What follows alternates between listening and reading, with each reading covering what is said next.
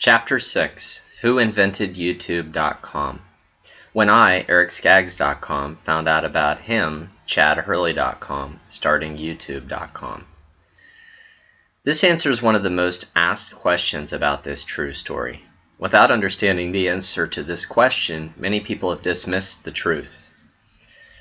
How did I not find out the guy I knew as Chad at IUP in 1999 outside Eberly College of Business Computer Lab was the guy that started YouTube.com in 2005 and sold it in 2007?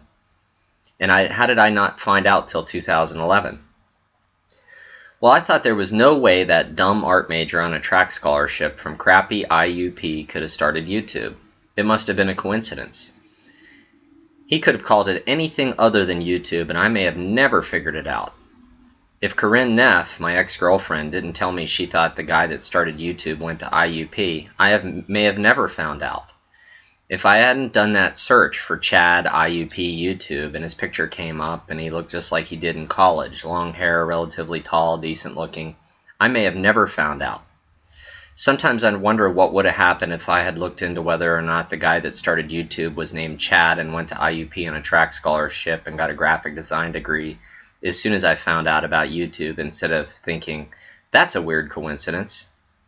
If I might have been able to get a hold of Chad while he was still working on YouTube. Maybe he would have asked me to help him with YouTube, and maybe I would have went out to Silicon Valley and worked for YouTube right from the start. That sure would have made things easier, and it would have made a lot more sense for everyone instead of Chad needing to lie for the rest of his life to everyone. And I would much rather think of Chad as a good and honorable man than a liar, cheater, and thief.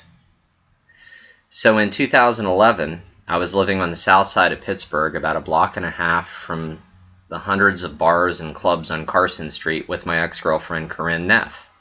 She said something about YouTube, and I told her the story about how I came up with the idea for YouTube and gave the whole idea to some guy named Chad outside Eberly College of Business Computer Lab in exchange for a promise from him of 1% of the company.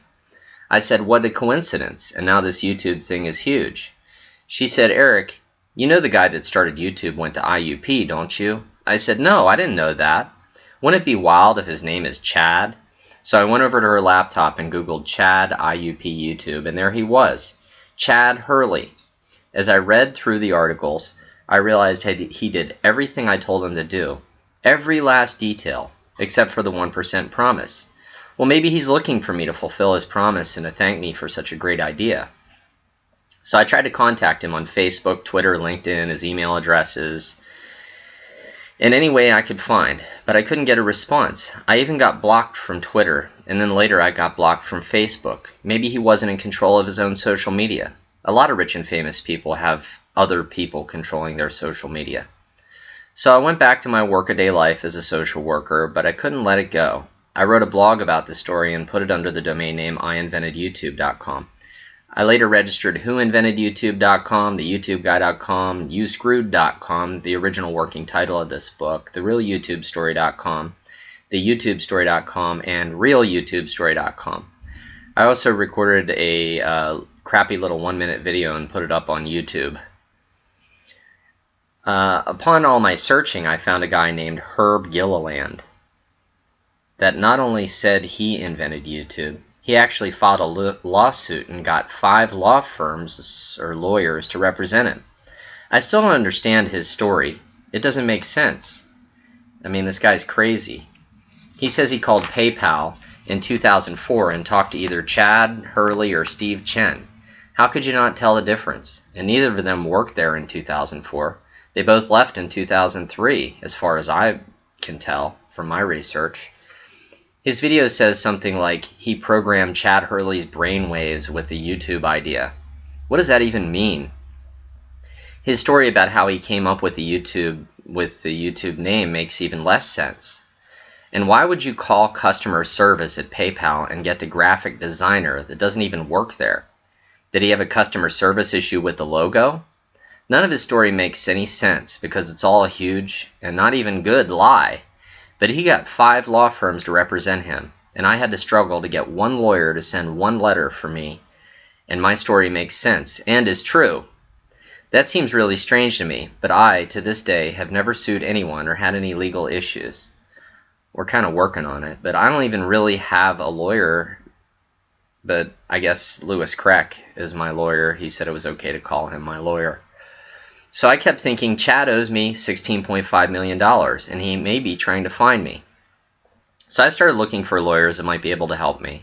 I must have contacted hundreds of attorneys before I found one that would help me. His name's Louis Kreck. He was a young, aggressive attorney, but a really nice, fun-loving guy. He even had a really popular Facebook group called Pittsburgh Happy Hour that went out to happy hours in Pittsburgh, obviously. He read the story at IInventedYouTube.com and was intrigued.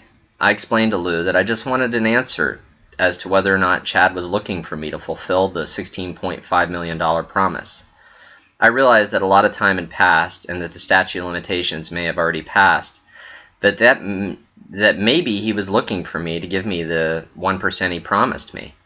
He was intrigued, and Lou wrote a letter for me and sent it to his address's certified mail so we could be sure he got it. So Chad did get Lou's letter, and about 2 weeks later we got a letter back from his attorneys, Wilson, Cincini, Goodrich, and Rosati. Those are Google's attorneys. They are huge and powerful, and all the letter did was reiterate the main points of contention of the story verbatim, and then threaten me and Lou. Lou was done, and I was done from a legal perspective. Now it was time to go at this from a moral perspective. You know what they say, exhaust all options of diplomacy and then go to war. There was no way to resolve this legally, at least not that we could tell at that point. We're coming up with some ideas now that we have a bit of proof, but I still had what I like to call the 3 T's, time, truth, and the First Amendment. So I started writing this book. I never realized what a pain in the butt writing a book is, and I type fairly respectable 50 words a minute.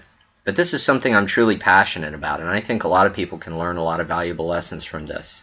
So I'll keep on pecking at this darn keyboard until it's finished. My hope is that this book will be well received by people, that many people will enjoy it and learn from it, and that Chad will be revealed as the fraud I know him to be, and I will get the acclaim I deserve. It would be nice if this book was the answer to making things right about this situation. I still feel there must be a way to resolve this, but until then, this book is all I have. This and my new startup, Bucket.com.